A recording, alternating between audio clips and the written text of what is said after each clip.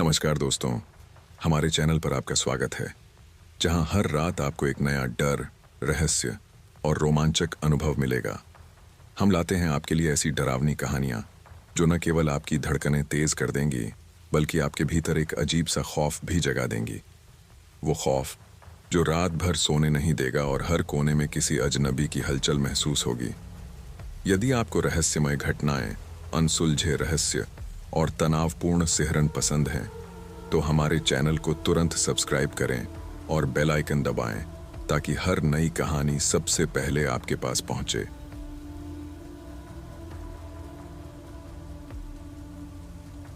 मैं अजमेर हूं और आज का दिन मेरे लिए बेहद खास और नर्वस करने वाला है। मेरी बेटी मायरा की मंगनी है। घर में रौनक है, सब उत्साह से भरे हुए हैं, लेकिन मेरे दिल में एक अजीब सी हलचल है, जैसे मैं किसी पुराने कर्ज का हिसाब करने वाला हूं।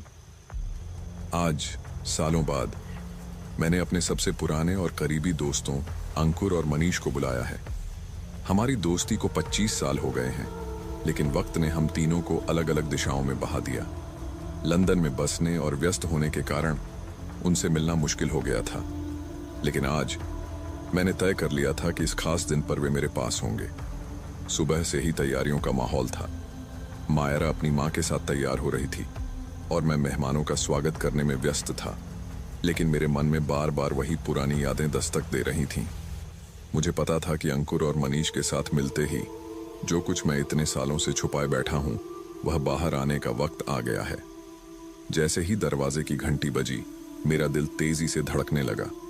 दरवाजा खोला तो सामने अंकुर और मनीष खड़े थे। दोनों के चेहरे पर वही पुरानी मुस्कान थी जो मुझे वापस हमारे पुराने दिनों में खींच ले गई। मैंने उन्हें गले लगाया। उनके गर्मजोशी भरे स्वागत के बावजूद मेरी आंखों में एक अजीब सा दर्द छुपा हुआ था, जिसे शायद वे दोनों समझने की कोशिश कर रहे थे।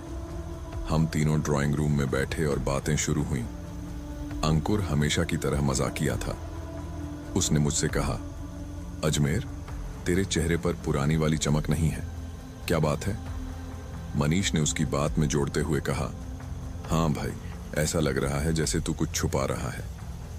मैंने उनकी बातों को हंसी में उड़ा दिया। अरे यार, तुम दोनों को देखकर इतनी पुरानी यादें ताज़ा हो गईं कि चेहरे पर थोड़ी गंभीरता आ गई होगी, मैंने जवाब दिया, लेकिन मेरे अंदर की बेचैनी बढ़ती जा रही थी। मैं जानता था कि मेरी आंखों और आवाज में वह छुपा हुआ दर्द साफ झलक रहा है। मैंने खुद को बार बार संभालने की कोशिश की, लेकिन मेरे मन का बोझ अब और ज्यादा देर तक छुपा रहना मुमकिन नहीं था। मंगनी की रस्में शुरू हो चुकी थीं। सभी मेहमान हंसी मजाक और बातचीत में मशगूल थे। मैंने भी खुद को व्यस्त रखने की कोशिश की, लेकिन मेरे दिमाग में बस वही अतीत की घटनाएं घूम रही थीं।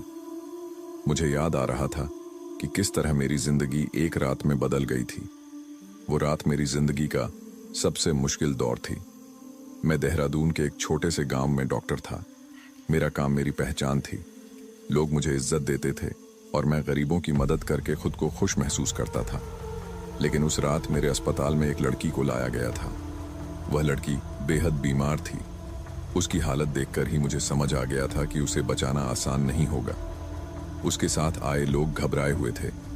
लड़की को आईसीयू में शिफ्ट किया गया और मैंने तुरंत उसका इलाज शुरू किया, लेकिन उसकी हालत में कोई सुधार नहीं हो रहा था। उस लड़की की आंखों में कुछ था जो मुझे बेचैन कर रहा था। उसकी आंखें जैसे कुछ कहने की कोशिश कर रही थीं। मैं उसकी हर सांस को बचाने की कोशिश कर रहा था, लेकिन एक डॉक्टर होने के नाते मुझे पता था कि यह लड़ाई मैं हार सकता हूं। कुछ दिनों तक वह लड़की अस्पताल में रही। मैंने उसके बारे में और जानने की कोशिश की, लेकिन उसके साथ आए लोग ज्यादा कुछ बताने को तैयार नहीं थे। धीरे धीरे मैं उसकी बातों और व्यवहार से समझने लगा था कि वह कोई साधारण लड़की नहीं थी। उसके पीछे कुछ ऐसा था जो मुझे डराता था। एक दिन जब मैंने उसे अकेले में देखा तो उसने मुझसे कहा, डॉक्टर साहब, मैं आपकी बहुत आभारी हूं, लेकिन मेरी जिंदगी का सच बहुत जटिल है। आप जितना मुझसे दूर रहेंगे, आपके लिए उतना ही अच्छा होगा। उसकी बात सुनकर मैं और उलझ गया। मैंने उससे पूछा, क्या बात है? तुम मुझसे क्या छुपा रही हो? लेकिन वह खामोश रही। उसके कुछ दिनों बाद उसकी तबीयत और बिगड़ गई।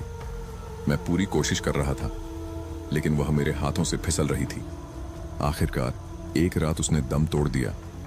उसके जाने के बाद उसके साथ आए लोगों ने मुझसे कहा, डॉक्टर साहब, हम आपकी मदद के लिए शुक्रगुजार हैं, लेकिन इस लड़की का सच जानने की कोशिश मत कीजिएगा, यह आपके लिए खतरनाक हो सकता है। उनकी बातों ने मुझे हिलाकर रख दिया। मैं सोचता रहा कि आखिर वह लड़की कौन थी और उसका सच क्या था, लेकिन मैं कभी उस राज तक नहीं पहुंच पाया। मैंने उस घटना को अपने अंदर दबा लिया और अपने दोस्तों से भी इस बारे में कभी बात नहीं की। आज इतने सालों बाद जब मैं अंकुर और मनीष के साथ बैठा हूं, तो वह सब यादें ताज़ा हो गईं। मैं उनकी तरफ देखता हूं और सोचता हूं कि क्या अब वह सच बताने का वक्त आ गया है। मंगनी की रस्में खत्म होने के बाद जब मेहमान अपने अपने घर चले गए, तो हम तीनों रात में ड्राइंग रूम में बैठे थे। अंकुर ने फिर से मुझसे पूछा, अजमेर, अब तो बता, क्या बात है? हम तेरी आंखों में देख सकते हैं कि तू कुछ छुपा रहा है। मैंने गहरी सांस ली। तुम लोग सच सुनना चाहते हो? मैंने पूछा। दोनों ने सिर हिलाया। मैंने अपनी कहानी शुरू की। मैंने उन्हें उस लड़की के बारे में बताया। मैंने कहा कि कैसे वह मेरे जीवन में आई और कैसे उसकी मौत ने मुझे झकझोर दिया। मैंने उन्हें उसके रहस्यमय व्यवहार और उन लोगों की चेतावनी के बारे में बताया। मैंने यह भी कहा कि मैं आज तक नहीं जान पाया कि वह लड़की कौन थी और उसकी जिंदगी का वह डरावना सच क्या था। अंकुर और मनीष मेरी बातें सुनकर चुप थे। उनके चेहरे पर एक अजीब सी बेचैनी थी। शायद वे यह समझने की कोशिश कर रहे थे कि मेरी जिंदगी में उस घटना का कितना गहरा असर हुआ था। मैंने अपनी कहानी खत्म करते हुए कहा, मुझे आज तक लगता है कि मैं उस लड़की की जान बचा सकता था, लेकिन शायद मेरी कोशिशें नाकाफी थीं। उसकी मौत का दर्द और उसका रहस्य दोनों ही मेरे दिल में आज भी जिंदा हैं। उस रात हमने ज्यादा बात नहीं की। अंकुर और मनीष ने मुझे गले लगाया और हम तीनों चुपचाप बैठ गए। शायद वे समझ गए थे कि हर सच को जानना जरूरी नहीं होता और कुछ सवाल हमेशा सवाल ही रह जाते हैं। उस रात जब मैं अंकुर और मनीष के सामने अपने दिल का बोझ हल्का कर रहा था, मुझे ऐसा महसूस हुआ जैसे मैं बरसों से बंद किसी कक्ष का दरवाजा खोल रहा हूं। आलिया का जिक्र करते हुए मेरे दिल पर जितना भार था, उतना ही अजीब हल्कापन भी था। उसका चेहरा मुझे आज भी याद है। मैंने धीमे स्वर में कहा। उसकी आंखों में ऐसा गहरा खालीपन था जिसे शब्दों में बयां करना मुश्किल है। मैंने कई मरीज देखे, कई कहानियां सुनी, लेकिन आलिया, वह कुछ और ही थी। वह मुझे हमेशा लगता था जैसे मेरी जिंदगी के एक ऐसे अध्याय से जुड़ी है जिसे मैं खुद नहीं समझ पाया। अंकुर मेरी ओर देख रहा था, जैसे वह मेरे भीतर छिपी हर भावना को पढ़ने की कोशिश कर रहा हो। मनीष हमेशा की तरह गंभीर, कुछ नहीं बोल रहा था, बस चुपचाप सुन रहा था। क्या तुम्हें कभी लगा कि वह सिर्फ तुम्हारे पास मदद के लिए आई थी? मनीष ने आखिरकार पूछा। उसकी आवाज में वह संजीदगी थी जो हमेशा मुझे सोचने पर मजबूर कर देती थी। पता नहीं, मैंने जवाब दिया। शायद मैं ही उसकी ओर खींचता चला गया। कभी कभी लगता है कि वह सिर्फ एक इंसान नहीं थी, जैसे वह मेरे जीवन की परीक्षा लेने आई थी, कुछ ऐसा जिसने मुझे भीतर तक बदल दिया। वह रात लंबी थी। हमने कई बातें की, लेकिन आलिया का जिक्र खत्म नहीं हो सका। अंकुर और मनीष ने मेरे दर्द को समझने की कोशिश की, लेकिन शायद वह इसे पूरी तरह से समझ नहीं पाए। अगले दिन जब वे चले गए तो घर अचानक खाली सा लगने लगा। आलिया का जिक्र करना जैसे मेरे पुराने घावों को कुरेदने जैसा था। मैं सोचने लगा कि क्या मैं कभी उससे उभर पाऊंगा। जब वह अस्पताल से गायब हुई थी तो मैं पागलों की तरह उसे ढूंढने की कोशिश करता रहा था। पुलिस से लेकर अपने निजी संपर्कों तक हर किसी से पूछा, लेकिन उसका कोई सुराग नहीं मिला। वह लड़की जैसे मेरी जिंदगी से पूरी तरह से गायब हो गई थी। अस्पताल के दिनों की यादें मुझे बार बार सताने लगीं। वह पहली रात याद आई जब आलिया मेरे पास आई थी। उसके चेहरे की पीड़ा, उसकी कांपती आवाज और उसकी वह आंखें। उसने मुझसे कहा था, मैं यहाँ किसी इलाज के लिए नहीं आई हूँ, मैं यहाँ इसलिए हूँ क्योंकि मुझे लगा कि आप समझ पाएंगे, लेकिन शायद आप नहीं समझेंगे। उस समय मुझे उसकी बातें समझ नहीं आई थीं। मैं सोचता था कि वह सिर्फ अपनी बीमारी से परेशान थी, लेकिन अब इन सालों बाद मुझे एहसास हो रहा था कि वह कुछ और ही कहना चाहती थी। मैंने अपनी किताबों और पुरानी डायरी को खंगालना शुरू किया। आलिया के बारे में मैंने हर छोटी बड़ी बात लिखी थी, उसकी बीमारी, उसकी बातों का संदर्भ और वह सब कुछ जो मैंने उससे सीखा। मुझे याद आया कि उसने एक बार मुझसे कहा था, कभी कभी हमारे पास जो शक्ति होती है वह हमारा सबसे बड़ा अभिशाप बन जाती है। यह वाक्य मेरे दिमाग में गूंजने लगा। मैंने उन शब्दों के अर्थ को समझने की कोशिश की। क्या वह अपनी शक्ति के बारे में सच कह रही थी? क्या सचमुच ऐसा कुछ था जो उसे मुझसे दूर ले गया? दिन बीतते गए और मैं फिर से अपनी पुरानी जिंदगी में लौटने की कोशिश करने लगा, लेकिन आलिया का चेहरा, उसकी आवाज और उसकी बातें मुझे चैन से नहीं रहने दे रही थीं। एक दिन मैंने फैसला किया कि मैं एक बार फिर उस गांव में जाऊंगा जहां वह आखिरी बार दिखी थी।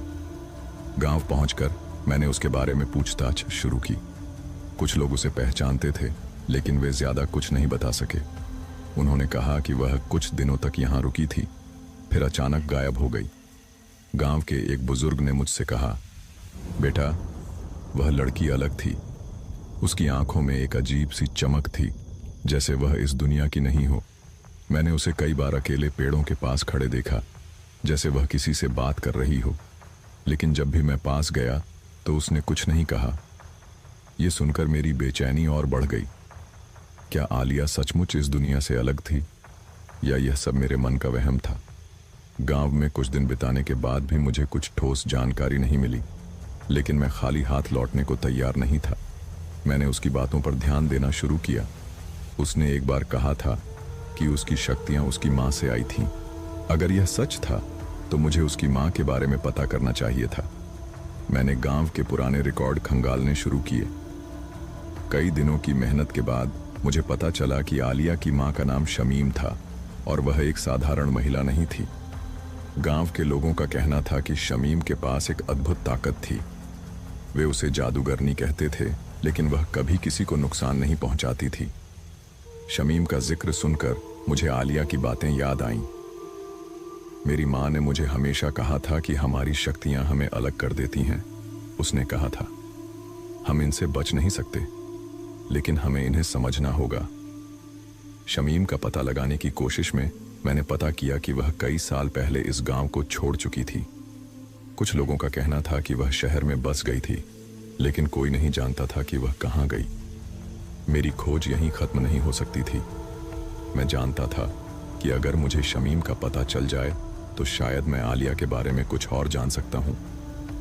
शहर में कई दिनों तक खोजबीन के बाद मुझे आखिरकार एक व्यक्ति मिला, जिसने कहा कि उसने शमीम को कई साल पहले देखा था। वह एक मंदिर के पास रहती थी और ज्यादातर समय अकेली रहती थी। जब मैं उस जगह पहुंचा तो वहां एक खाली घर मिला, लेकिन घर के अंदर एक डायरी पड़ी थी।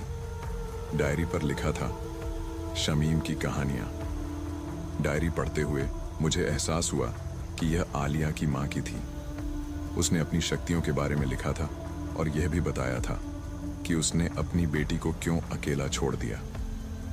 मैं जानती थी कि मेरी शक्तियां मेरी बेटी को भी मिलेंगी, उसने लिखा था, लेकिन मैं उसे उस दर्द से बचाना चाहती थी जिससे मैं गुजरी। इसलिए मैंने उसे इस दुनिया से अलग रखा। लेकिन अब मैं जानती हूं कि वह अपनी शक्तियों को संभालने में अकेली है। डायरी पढ़ते हुए मेरी आंखों में आंसू आ गए। शमीम ने अपनी बेटी को बचाने के लिए जो किया वह शायद सही था, लेकिन इससे आलिया अकेली हो गई थी। डायरी के अंत में एक पते का जिक्र था। मैं बिना समय गंवाए उस पते पर पहुंचा। वहां पहुंचने पर मुझे एक महिला मिली। वह शमीम ही थी। उसकी आंखों में वह गहराई थी जो आलिया में थी। तुम आलिया के डॉक्टर हो? उसने मुझसे पूछा। मैंने सिर हिलाया।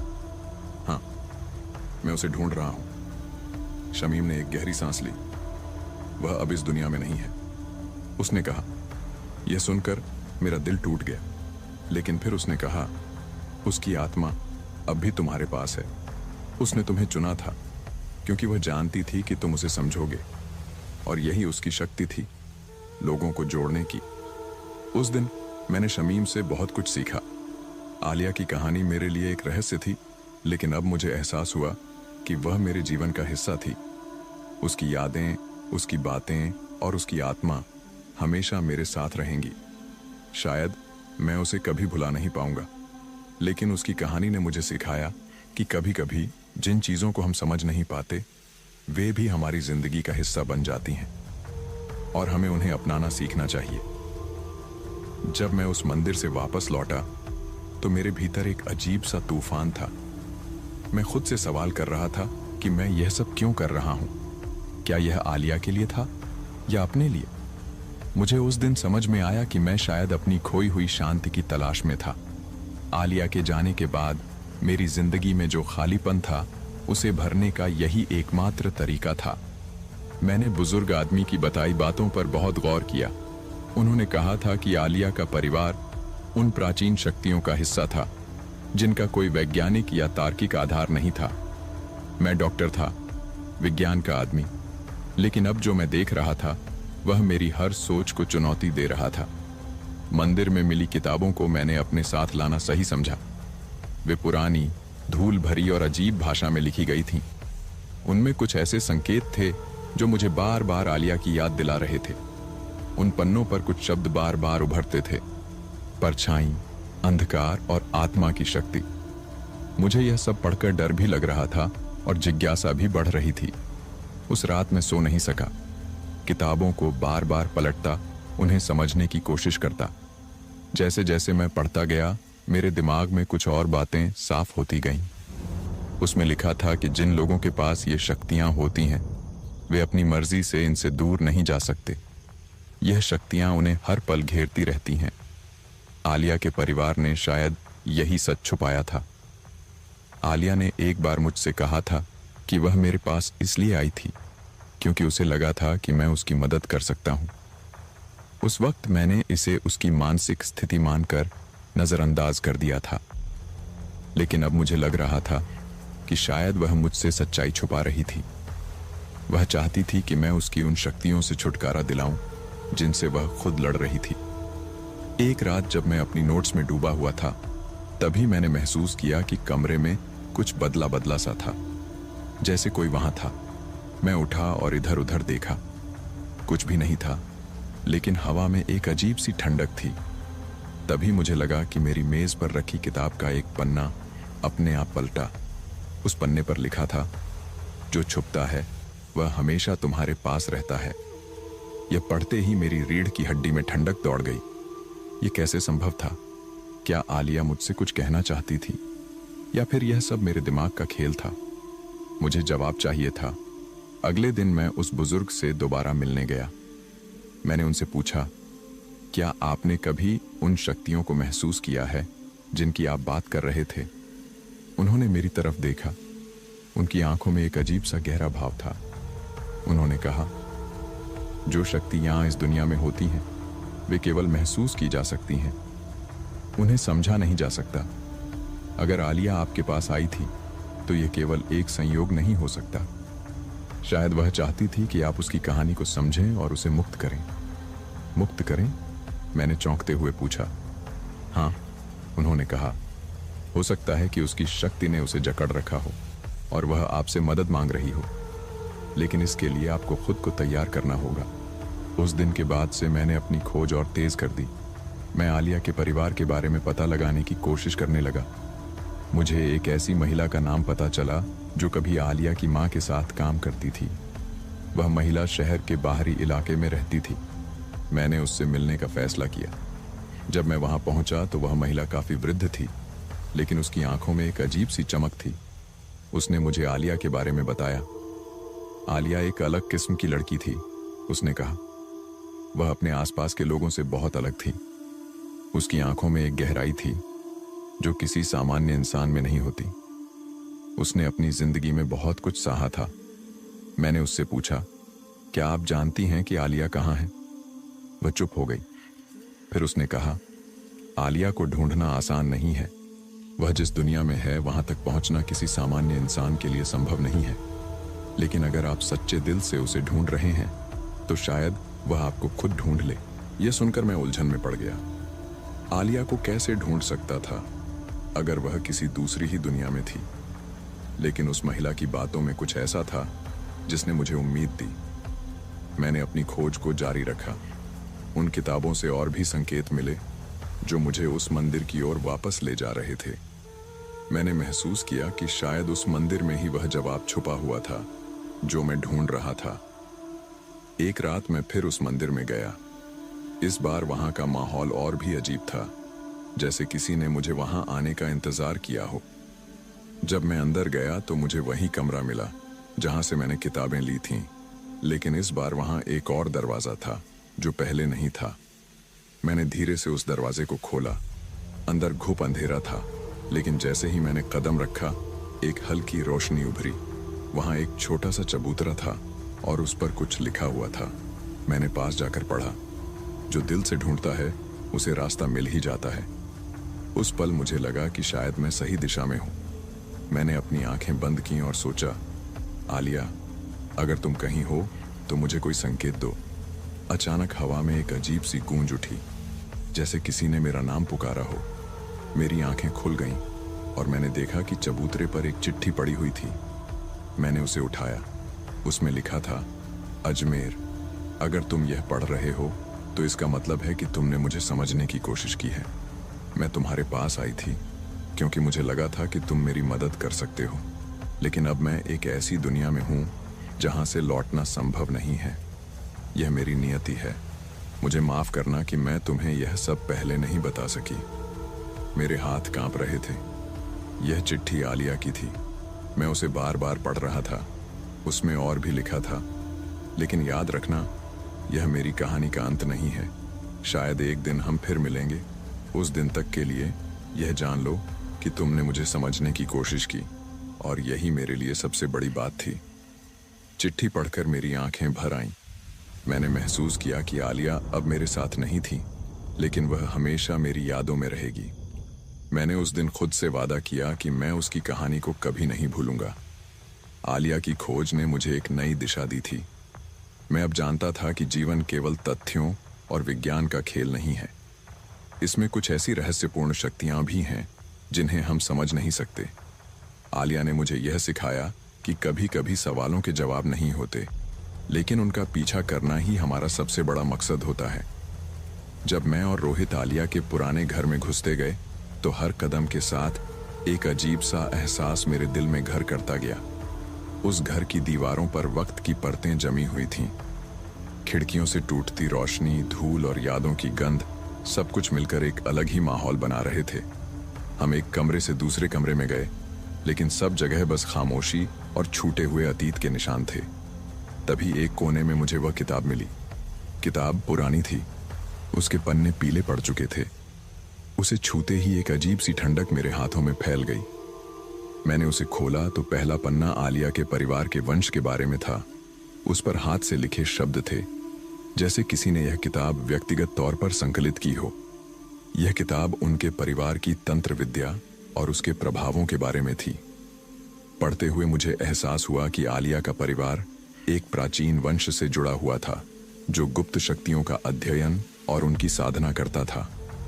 इन शक्तियों ने उन्हें अद्वितीय बनाया, लेकिन साथ ही यह उनके लिए खतरे का स्रोत भी बन गई थी।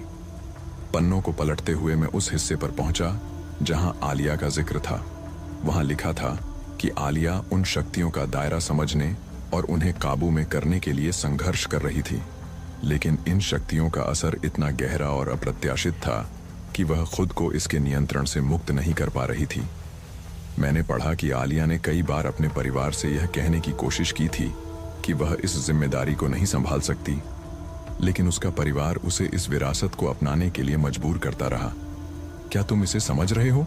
रोहित ने मेरे चेहरे पर छाई गंभीरता को भांपते हुए पूछा।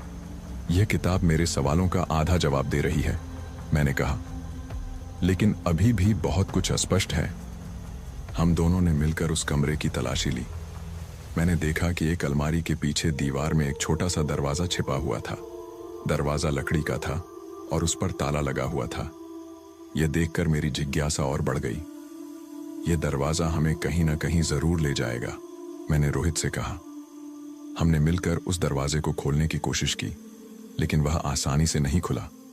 अंततः थोड़ा जोर लगाने पर वह खुल गया और हम दोनों भीतर झांकने लगे। अंदर एक संकरी सीढ़ी नीचे की ओर जा रही थी। वहां से ठंडी हवा का झोंका आया जिसमें एक अनजाना सा डर और रहस्य समाया हुआ था। यह शायद वह जगह है जहां उन्होंने अपनी तंत्र साधनाएं की होंगी, रोहित ने फुसफुसाते हुए कहा। मैंने सिर हिलाया और सीढ़ियों पर नीचे उतरने लगा। नीचे एक बड़ा कमरा था जो अंधेरे में डूबा हुआ था। वहां दीवारों पर अजीब आकृतियां और प्रतीक बने हुए थे। कमरे के बीचों बीच एक पत्थर की वेदी थी जिस पर कुछ सामान रखा हुआ था। उन चीजों में धूपदानी, कुछ मोमबत्तियां और एक लिपटी हुई स्क्रॉल शामिल थी। मैंने स्क्रॉल को खोला और पढ़ने लगा। यह एक प्राचीन मंत्र था जिसमें किसी शक्ति को बुलाने और नियंत्रित करने का तरीका लिखा हुआ था। यह देखकर मेरे रोंगटे खड़े हो गए। क्या आलिया और उसका परिवार सचमुच इन शक्तियों का प्रयोग करता था? क्या यह संभव है कि इन शक्तियों ने आलिया को इस हद तक बदल दिया कि वह खुद को पहचान नहीं पाई? यह सब डरावना है, रोहित ने कहा। क्या यह संभव है कि आलिया अभी भी इन शक्तियों के प्रभाव में हो? हो सकता है, मैंने कहा, लेकिन अगर वह कहीं गई है तो वह खुद को और दूसरों को सुरक्षित रखने के लिए गई होगी। मुझे यकीन है कि वह यह सब कभी नहीं चाहती थी। हमने वहां से वह स्क्रॉल और किताब अपने साथ ले ली। मैं जानता था कि यह जानकारी मेरी मदद कर सकती है, लेकिन मुझे यह भी एहसास था कि इन चीजों का इस्तेमाल सावधानी से करना होगा। घर से बाहर निकलते हुए मेरे मन में आलिया की छवि बार बार उभर रही थी। उसकी आंखें, उसकी मुस्कान और वह रहस्य जो उसके व्यक्तित्व के हर पहलू में झलकता था। मैं उसे समझने के और करीब आ रहा था, लेकिन वह अभी भी कहीं दूर लग रही थी। अगले कुछ दिनों तक मैंने खुद को पूरी तरह से इस रहस्य को सुलझाने में लगा दिया। मैं उस किताब और स्क्रॉल को पढ़ता रहा। हर बार मुझे कुछ नया समझ आता। स्क्रॉल में लिखा था कि इन शक्तियों का स्रोत एक विशेष स्थान था जिसे शक्ति स्रोत कहा गया था। यह स्थान वह मंदिर हो सकता था जहां वह बुजुर्ग आदमी मुझे पहले ले गया था। मैंने तय किया कि मुझे फिर से उस मंदिर जाना होगा। जब मैं मंदिर पहुंचा तो वहां का माहौल वैसा ही था जैसा पहली बार महसूस हुआ था, शांत, रहस्यमय और कुछ हद तक डरावना। मैं धीरे धीरे मंदिर के अंदर गया और उस स्थान को ढूंढने लगा जहां शायद इस शक्ति का रहस्य छिपा हुआ हो। तभी मुझे ध्यान आया कि मंदिर के एक कोने में एक बंद कमरा था जिसे मैंने पहले नजरअंदाज कर दिया था। मैंने कमरे का दरवाजा खोला और अंदर झांका। वहां एक पुरानी वेदी थी जिस पर कुछ लिखावटें और प्रतीक बने हुए थे। वे प्रतीक वही थे जो मैंने आलिया के घर में देखे थे। तभी मेरे मन में एक ख्याल आया, क्या यह वह स्थान है जहां आलिया अपनी शक्तियों को काबू में रखने की कोशिश करती रही होगी? मैंने उस वेदी पर हाथ रखा और अचानक मुझे एक विचित्र सी अनुभूति हुई। ऐसा लगा जैसे कोई अज्ञात शक्ति मुझसे संवाद कर रही हो। मेरी आंखों के सामने आलिया की छवि फिर से आई, लेकिन इस बार वह स्पष्ट थी। उसने मुझे देखा और मुस्कुराई। तुम यहां तक आ गए, उसकी आवाज मेरे कानों में गूंज रही थी। आलिया, मैंने फुसफुसाते हुए कहा। तुम कहां हो? उसकी छवि धुंधली होती चली गई और मैं खाली वेदी के सामने खड़ा रह गया। लेकिन अब मुझे यकीन हो गया था कि मैं सही दिशा में जा रहा हूं। मैंने तय किया कि मैं आलिया को ढूंढने और उसके रहस्य को सुलझाने तक रुकूंगा नहीं, चाहे इसके लिए मुझे कितना भी दूर क्यों ना जाना पड़े। जब मैंने आलिया की तंत्र विद्या से जुड़ी किताब के आखिरी पन्नों को पढ़ा तो मेरे भीतर एक विचित्र हलचल मची हुई थी।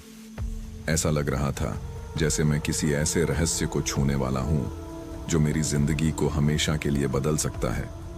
उस किताब में लिखी बातें, आलिया का परिवार, उनकी गुप्त तंत्र साधनाएं और वह प्राचीन गुफा, सब कुछ आपस में जुड़ा हुआ था।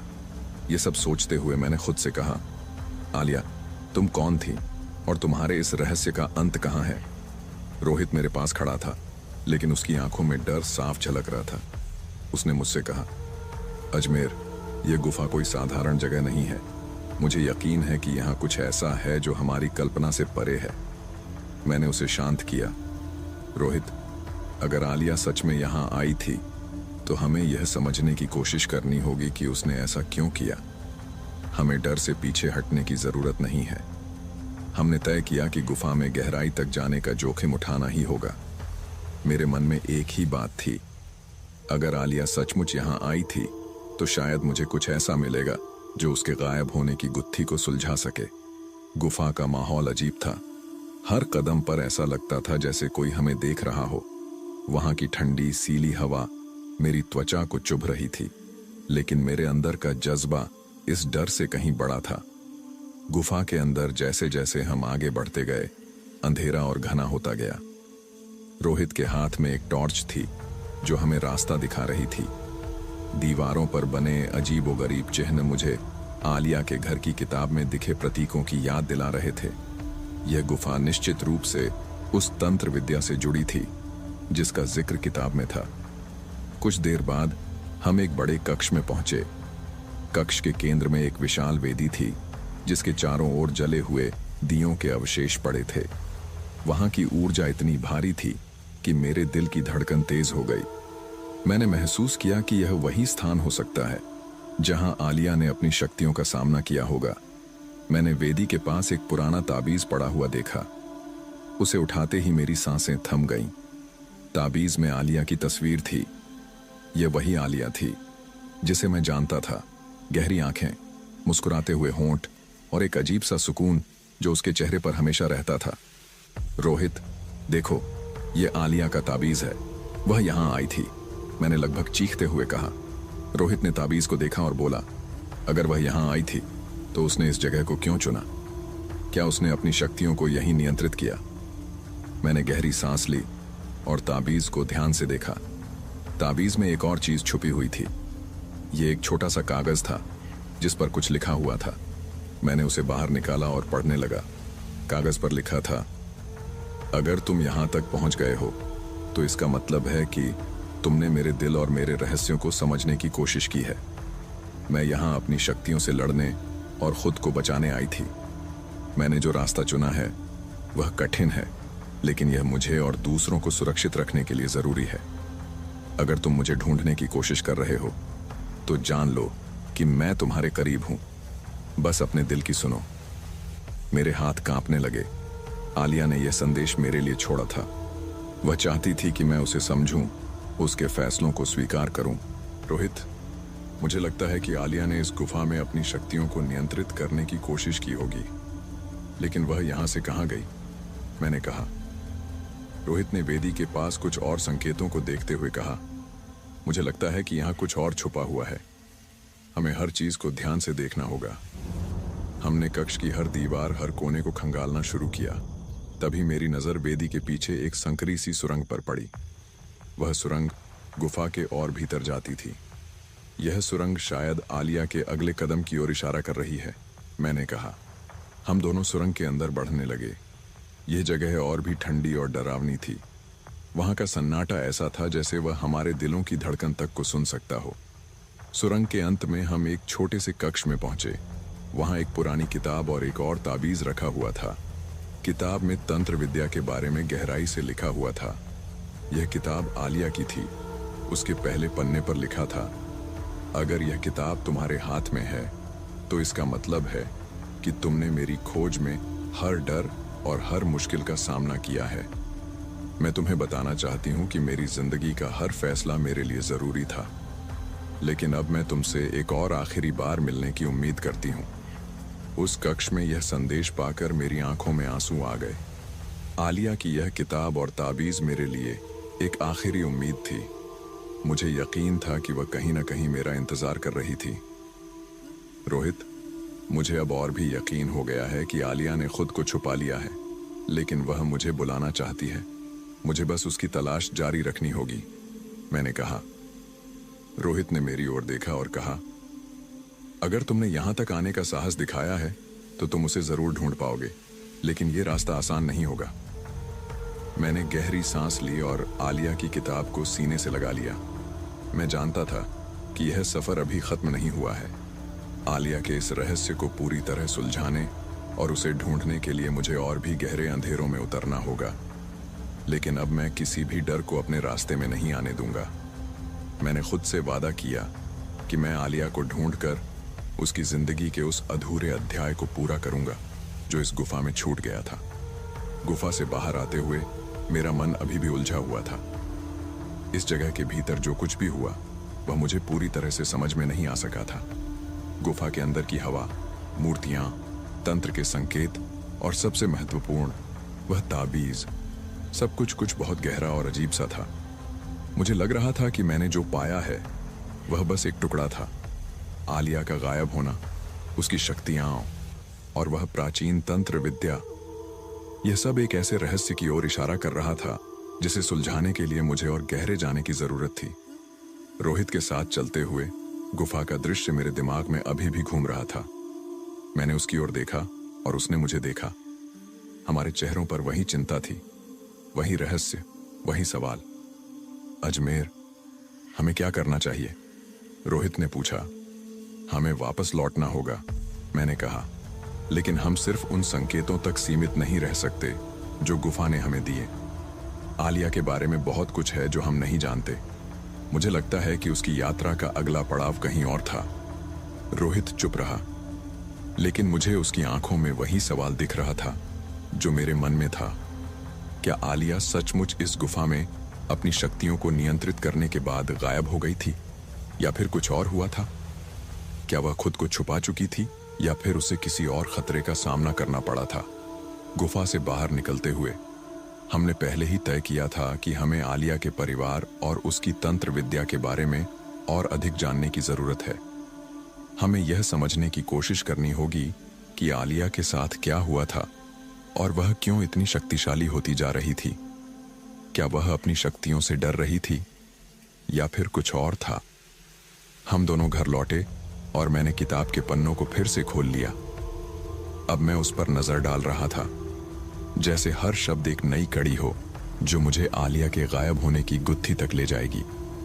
किताब के पन्नों को पलटते हुए मुझे एहसास हुआ कि आलिया ने इस तंत्र विद्या को लेकर जो कुछ भी किया था वह सिर्फ उसके परिवार का एक हिस्सा था। लेकिन क्या वह इसे छोड़ना चाहती थी, या फिर किसी कारणवश उसे अपनी शक्तियों से जुड़ा रहना पड़ा था?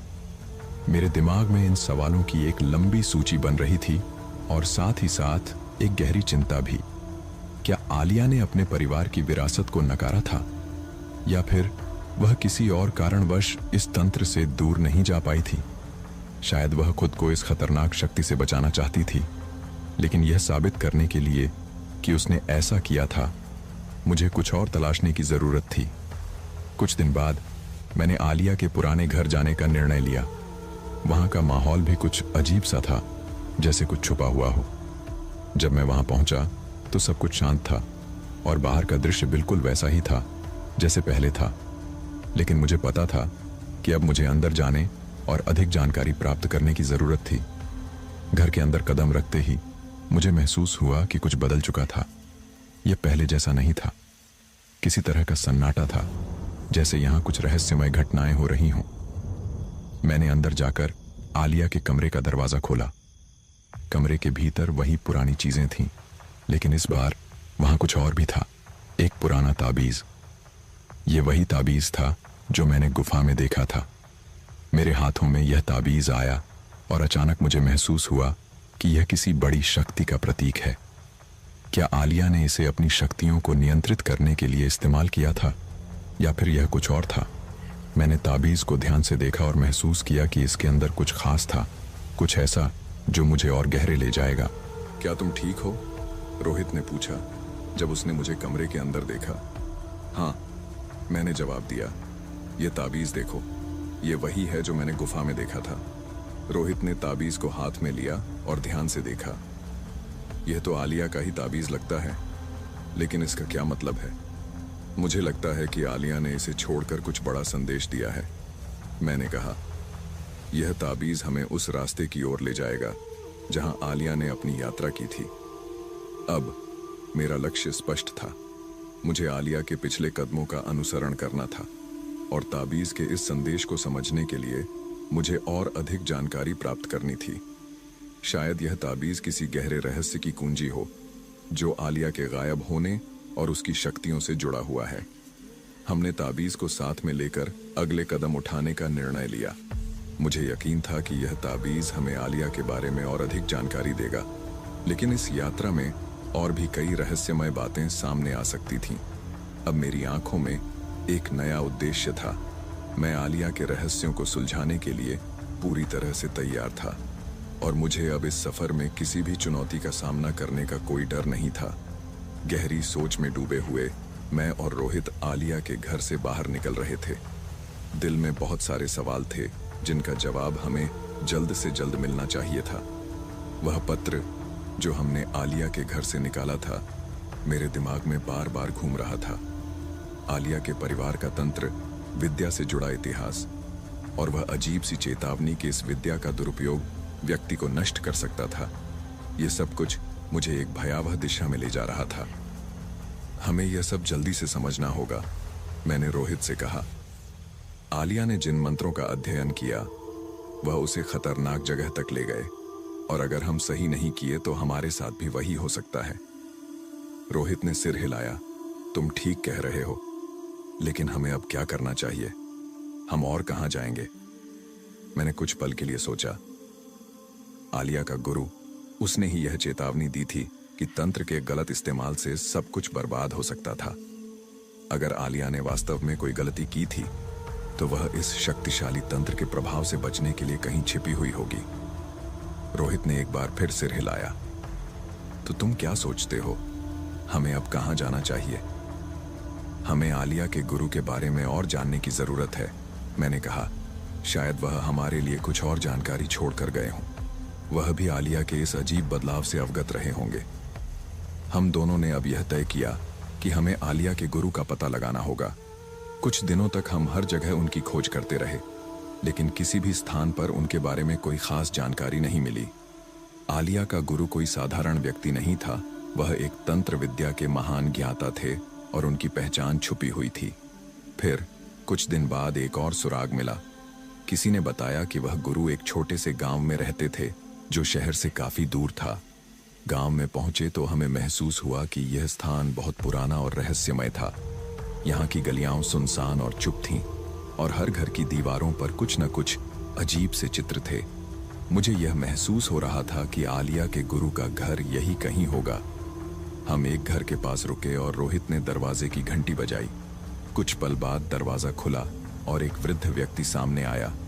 उसकी आंखों में गहरी ताजगी थी, लेकिन उसका चेहरा समय के साथ काफी बदल चुका था। मुझे तुरंत समझ में आ गया कि यह वही गुरु थे जिन्हें हम ढूंढ रहे थे। क्या तुम वही व्यक्ति हो जो आलिया के बारे में जानना चाहते हो? गुरु की आवाज में एक गहरी ध्वनि थी, जैसे वह हमारी मंशा समझ चुके हों। मैंने धीरे से सिर हिलाया। जी हां, हम आलिया के बारे में जानना चाहते हैं। हम जानते हैं कि वह आपके पास आई थीं। क्या आप हमें कुछ बता सकते हैं? गुरु ने कुछ देर चुप रहकर हमें देखा। फिर उसने दरवाजे को पूरी तरह से खोला और हमें अंदर आने का इशारा किया। हम दोनों अंदर गए और गुरु ने हमें एक छोटी सी लकड़ी की मेज के पास बैठने को कहा। कमरे की दीवारों पर प्राचीन तंत्र विद्या से जुड़े चित्र और मंत्र लिखे हुए थे। इस स्थान का वातावरण और भी रहस्यमय लग रहा था। तुम दोनों क्या समझते हो कि आलिया कहां हो सकती है? गुरु ने धीरे से पूछा। मैंने सिर झुका लिया। हमें नहीं पता, लेकिन हम जानना चाहते हैं कि क्या आलिया ने कोई गलती की थी? क्या उसने अपनी शक्तियों को नियंत्रित करने में असफलता पाई? गुरु ने गहरी सांस ली और फिर कहा, आलिया ने अपनी शक्तियों को बहुत मेहनत से नियंत्रित करने की कोशिश की थी। उसने जो तंत्र विद्या सीखी थी वह आसान नहीं थी। यह विद्या उसे बहुत शक्तिशाली बनाती, लेकिन साथ ही यह उसे खतरनाक भी बना देती। आलिया ने इसे समझने के लिए गुफा का रुख किया, क्योंकि वहां उसे अपने आप को शुद्ध करने का अवसर मिला था। लेकिन मैंने प्रश्न किया, क्या वह शुद्ध हो पाई थी? क्या वह पूरी तरह से नियंत्रण में आ पाई थी? गुरु ने कुछ देर तक चुप रहने के बाद कहा, आलिया की यात्रा बहुत कठिन थी। उसने अपनी शक्तियों को पूरी तरह से नियंत्रित करने के लिए अपने शरीर और मन को शुद्ध किया था, लेकिन उसकी शक्ति इतनी महान थी कि वह उसे पूरी तरह से अपने अधीन नहीं कर पाई और अंत में उसने यह महसूस किया कि उसे कहीं छिपने की जरूरत है। यह सुनकर मेरी आंखों में और भी सवाल आ गए। तो वह अब कहां हो सकती है? गुरु ने गहरी सांस ली और धीरे से उत्तर दिया, वह कहीं दूर किसी ऐसे स्थान पर है जहां उसकी शक्ति को पूरी तरह से नियंत्रित किया जा सके। उसे इस शक्ति के असर से बचने के लिए शांति और अकेलेपन की आवश्यकता थी। मैं यह नहीं कह सकता कि वह अब कहाँ है, लेकिन मुझे विश्वास है कि वह किसी सुरक्षित स्थान पर है जहां वह अपनी शक्ति से खुद को नुकसान नहीं पहुंचने देगी। लेकिन हम उसे कैसे खोज सकते हैं? रोहित ने पूछा। गुरु ने हमें गंभीरता से देखा। तुम दोनों अब वह रास्ता समझने लगे हो जो आलिया ने चुना था। तुम अगर सच में उसे खोजने की चाह रखते हो तो तुम दोनों को अपनी यात्रा को उसके जैसा ही बनाना होगा। तुम दोनों को उस शक्ति को समझने की जरूरत है जो आलिया ने साधी थी। अगर तुम दोनों वही कर पाते हो तो शायद तुम उसे खोज सको। हम दोनों चुप रहे क्योंकि हमें समझ में आ गया था कि हमें एक और कदम उठाना था। आलिया की यात्रा अब हमारे लिए भी एक चुनौती बन चुकी थी और हम उसे समझने के लिए पूरी तरह से तैयार थे। गुरु ने हमें एक पुराना ग्रंथ दिया जो आलिया के द्वारा अध्ययन किए गए मंत्रों और तंत्र विद्या की जानकारी रखता था। यह तुम्हारी यात्रा का हिस्सा होगा, गुरु ने कहा। तुम अगर सही तरीके से इसका अनुसरण करते हो तो शायद तुम आलिया तक पहुंच सको। हमने गुरु का धन्यवाद किया और वह पुराना ग्रंथ लेकर बाहर आ गए। अब हमारी यात्रा और भी जटिल हो चुकी थी। आलिया के रहस्य को सुलझाने के लिए हमें और अधिक मेहनत करनी होगी और हम दोनों तैयार थे। अब हम उसी राह पर चलने वाले थे जिस राह पर आलिया ने अपनी शक्तियों को नियंत्रित करने के लिए कदम बढ़ाए थे। हम दोनों गुफा से बाहर निकले और मैं महसूस कर रहा था कि देवव्रत के शब्दों ने हमारे अंदर कुछ गहरा छोड़ दिया था। आलिया की यात्रा अब एक रहस्य नहीं रही, बल्कि यह हमें खुद को समझने और अपनी शक्तियों का सामना करने की चुनौती दे रही थी। देवव्रत ने स्पष्ट किया था कि आलिया अब अपनी शक्तियों के नियंत्रण से बाहर थी और उसे खुद को ढूंढने के लिए एक नए मार्ग पर चलना होगा। यह एक ऐसी यात्रा थी जिसे उसे अकेले ही तय करना था और हम दोनों के लिए इसका मतलब था कि हम उसे ढूंढने के लिए कुछ और कदम बढ़ा सकते थे। लेकिन यह यात्रा अब अलग थी। यह केवल एक बाहरी खोज नहीं थी, बल्कि एक आंतरिक संघर्ष भी था। हमने देवव्रत से जो सुना वह हमें अंदर तक हिला गया था। आलिया को समझने के लिए हमें पहले खुद को समझना होगा। उसका गायब होना अब केवल एक प्रश्न नहीं था, बल्कि यह हमारे सामने एक बड़ा दार्शनिक और आध्यात्मिक सवाल खड़ा कर चुका था। क्या हम अपनी शक्तियों का सही इस्तेमाल कर रहे थे? क्या हम अपनी गलतियों को पहचान पा रहे थे? और सबसे महत्वपूर्ण, क्या हम आलिया की मदद करने के योग्य थे जब तक कि हम अपनी खुद की कमजोरियों से नहीं लड़ पाए थे? हमने गुफा से बाहर आकर कुछ देर तक चुपचाप चलने का फैसला किया। पहाड़ी की चढ़ाई के बाद अब हम वापस गांव की ओर लौट रहे थे, लेकिन हम दोनों के मन में कई सवाल थे। देवव्रत ने हमें जो कहा था वह अब हमारे लिए एक नए रास्ते की तरह था। हम चाहते थे कि हम आलिया तक पहुंचें, लेकिन क्या हम खुद को उस स्थिति में महसूस कर सकते थे जहां हम आलिया को समझ पाते? देवव्रत ने हमें बताया था कि आलिया अब खुद के अंदर की गहरी शक्ति से जूझ रही थी। क्या हम भी उस जंग के लिए तैयार थे? रास्ते में चलते हुए मैं और रोहित दोनों ही चुप थे, लेकिन हमारी आंखों में एक अजीब सा समर्पण था, जैसे कोई खामोशी की भाषा हम दोनों के बीच समझी जा रही थी। हम समझने लगे थे कि आलिया की यात्रा एक तरह से हमें भी प्रभावित करने वाली थी, क्योंकि अब हमें सिर्फ उसे ढूंढने नहीं, बल्कि अपने अंदर की शक्तियों को भी समझने का मौका मिल रहा था। हम आलिया के बारे में जितना ज्यादा सोचते गए, उतना ही महसूस होने लगा कि यह हमारी खुद की यात्रा भी बन चुकी थी। अब हम केवल दो खोजकर्ता नहीं थे, बल्कि हम उस रहस्य का हिस्सा थे जो आलिया के गायब होने के साथ जुड़ा हुआ था। गांव की ओर वापस लौटते हुए हम दोनों ने यह तय किया कि अब हमें अपनी खोज को और गहराई से करना होगा। देवव्रत ने हमें जो दिशा दिखाई थी वह हमें और भी अधिक स्पष्टता दे रही थी। यह अब सिर्फ एक बाहरी खोज नहीं रह गई थी, बल्कि यह एक आंतरिक यात्रा का हिस्सा बन चुकी थी। हम दोनों को अपनी असल शक्तियों का पता लगाना था और उन शक्तियों के बारे में सोचते हुए आलिया के साथ हो रही घटनाओं को समझना था। गांव में वापस आकर हमने कुछ समय बिताया और यह महसूस किया कि अब हमें आलिया के बारे में अधिक जानकारी इकट्ठा करनी होगी। हम गांव के बुजुर्गों से और अधिक बातें करने लगे। उनकी कहानियां हमें आलिया के बारे में और भी गहरे रहस्यों का संकेत देती। उन कहानियों के बीच कुछ बातें बार बार उभर कर सामने आती थीं, जैसे आलिया का परिवार हमेशा से तंत्र विद्या में गहरी रुचि रखता था और वह अपनी शक्तियों के नियंत्रण में बहुत सख्त थे। लेकिन आलिया के साथ कुछ अलग हुआ था। वह शायद खुद ही अपनी शक्ति का सामना करने में सक्षम नहीं हो पाई थी। यह बात हमें और अधिक उलझाती जा रही थी, क्योंकि हमें अब यह समझ में आ रहा था कि आलिया के गायब होने का कारण सिर्फ तंत्र विद्या के गलत इस्तेमाल से जुड़ा नहीं था, बल्कि यह आत्मिक और मानसिक परिष्कार की कमी के कारण भी हो सकता था। रात को जब हम गांव में लौटे तो रोहित ने कहा, हमें अब यह समझने की जरूरत है कि आलिया ने किस रास्ते का चुनाव किया था। देवव्रत ने कहा था कि उसे अपनी शक्तियों का सामना करना था, तो क्या हमें भी उस रास्ते पर चलना होगा? मैंने उसकी बातों पर ध्यान दिया। हाँ, शायद यही सही है। हमें अब केवल आलिया की तलाश नहीं करनी है, बल्कि हमें अपने अंदर की शक्तियों को भी पहचानना होगा।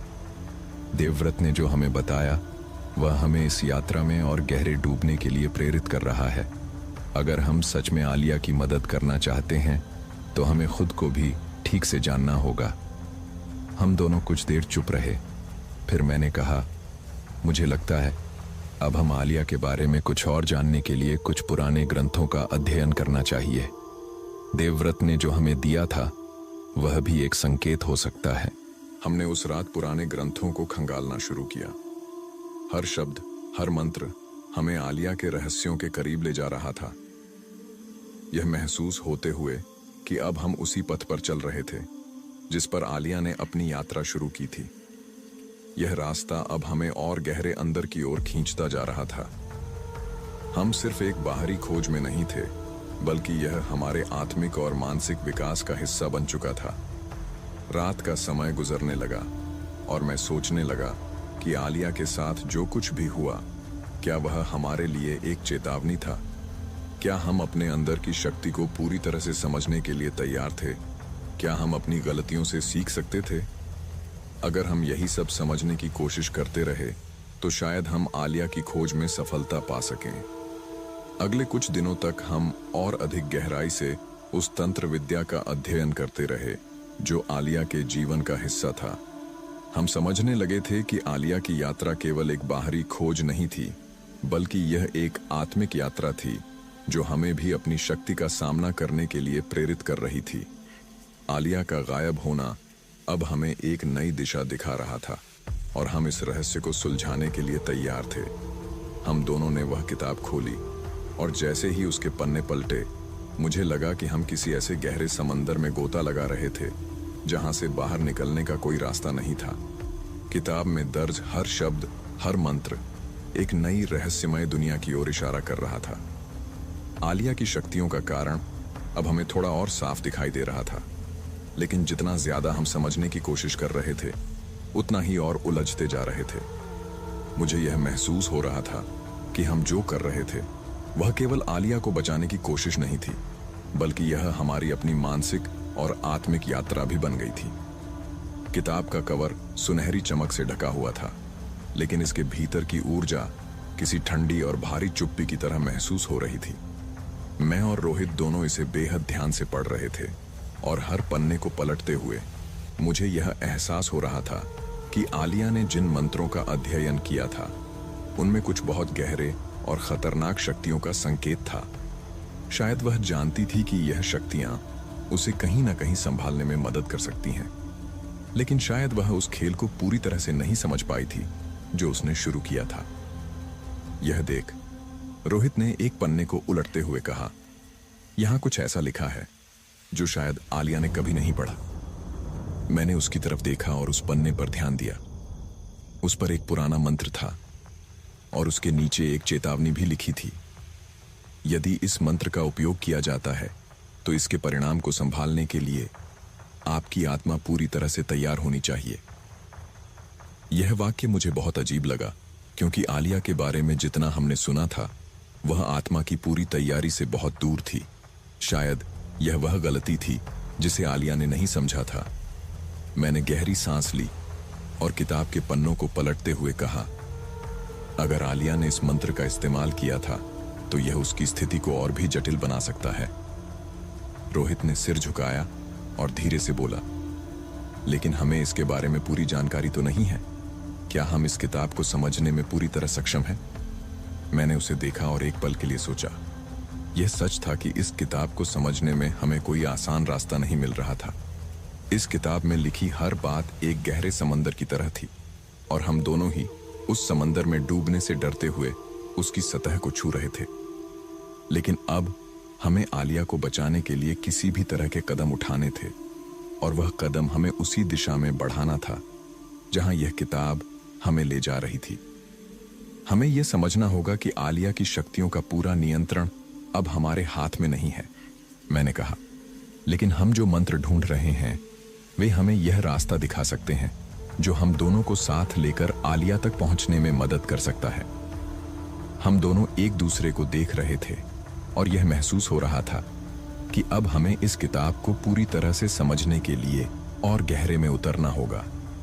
आलिया की शक्तियां केवल एक बाहरी चीज नहीं थीं, वे एक आंतरिक संघर्ष भी थीं और हमें यह समझना होगा कि जब तक हम उसकी शक्तियों के साथ अपने आत्मिक और मानसिक संघर्ष को नहीं समझेंगे, हम उसे पूरी तरह से नहीं बचा पाएंगे। हमने उस रात मठ में ठहरने का फैसला किया ताकि हम किताब को पूरी तरह से पढ़ सकें।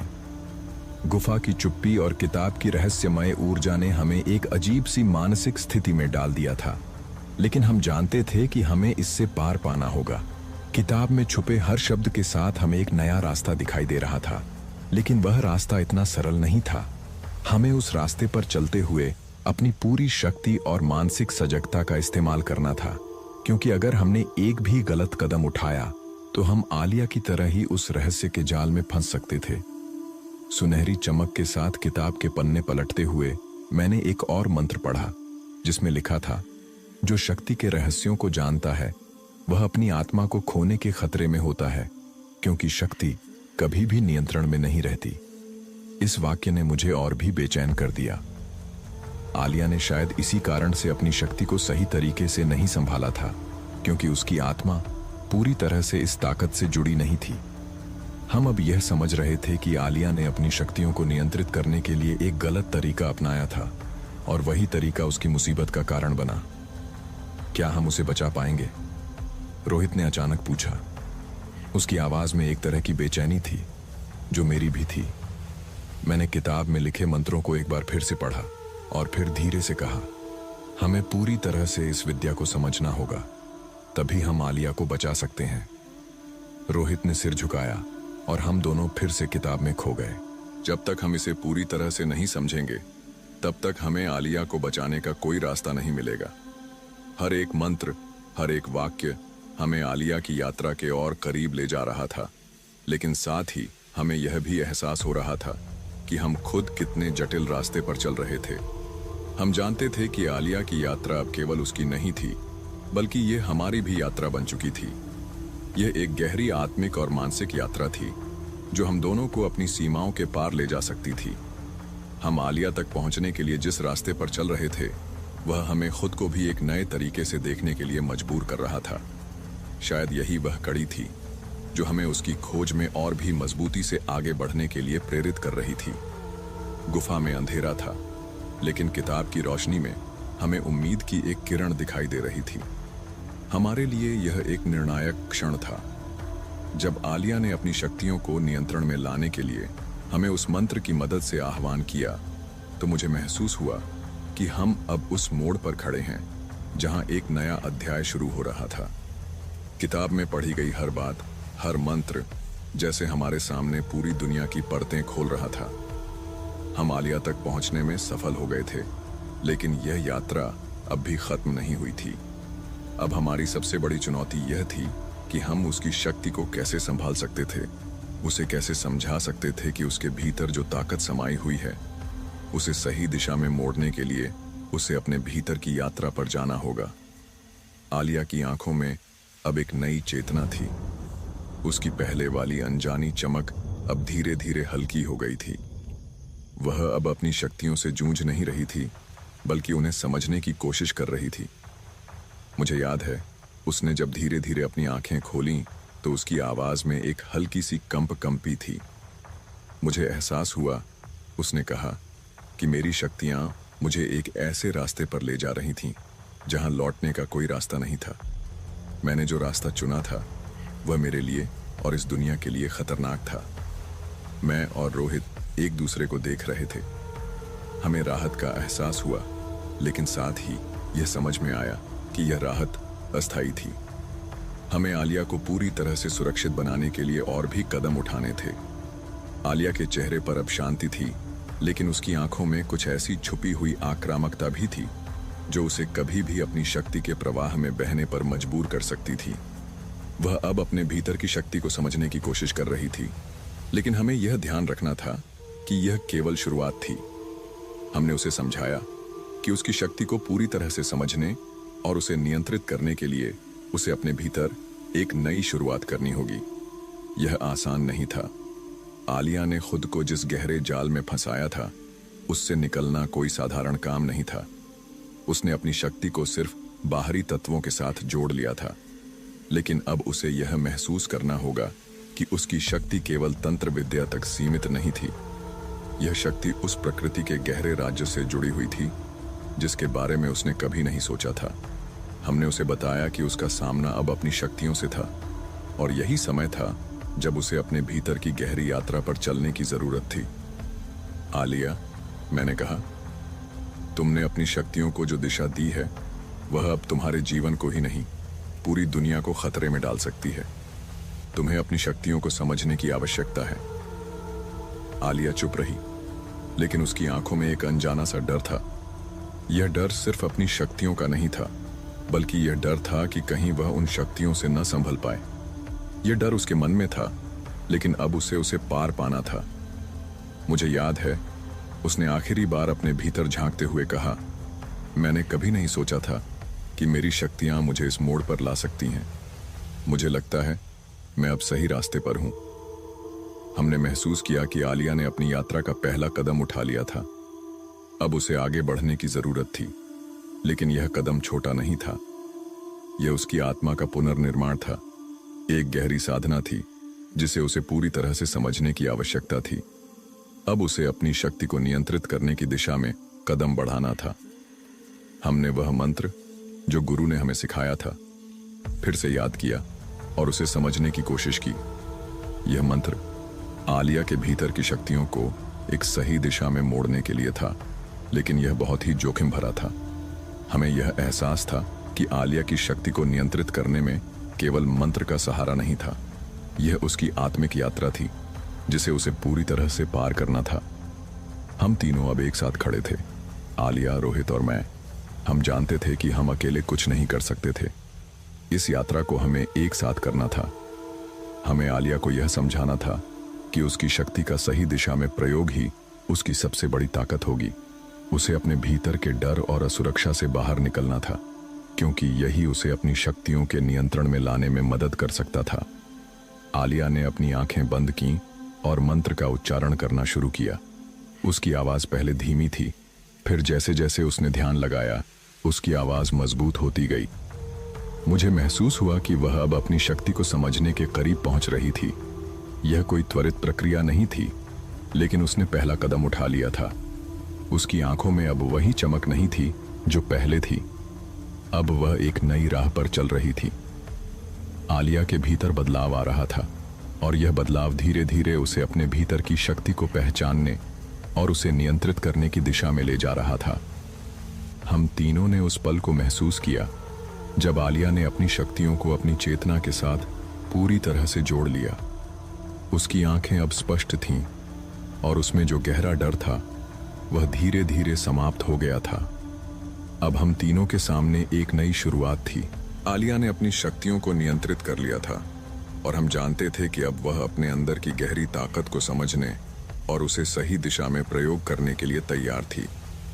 यह यात्रा अब समाप्त हो चुकी थी, लेकिन हम सभी को यह समझ में आ चुका था कि हर अंत एक नए शुरुआत का संकेत होता है। आलिया की यात्रा में हमें जो सीख मिली वह यह थी कि अगर हमें अपनी सबसे बड़ी शक्ति को पहचानना है तो हमें सबसे अंधेरे रास्तों से गुजरना पड़ता है। इस यात्रा ने हमें यह भी सिखाया कि हमें कभी भी अपने भीतर की शक्ति से डरने की जरूरत नहीं है। जब तक हम उसे सही दिशा में प्रयोग करते हैं, वह हमें कभी भी नुकसान नहीं पहुंचा सकती। अब आलिया ने अपनी शक्ति को स्वीकार कर लिया था और वह एक नई शुरुआत के लिए तैयार थी। इस प्रक्रिया ने हमें यह समझाया कि दुनिया में कोई भी शक्ति बुरी नहीं होती, बल्कि यह हमारी समझ और उसके नियंत्रण पर निर्भर करती है। इस यात्रा ने हमें यह भी समझाया कि कभी-कभी हमें अपनी सबसे बड़ी समस्याओं का सामना करने के लिए अपनी सबसे बड़ी शक्तियों को पहचानने की जरूरत होती है। अब आलिया, रोहित और मैं, हम सभी एक नई दिशा में बढ़ रहे थे।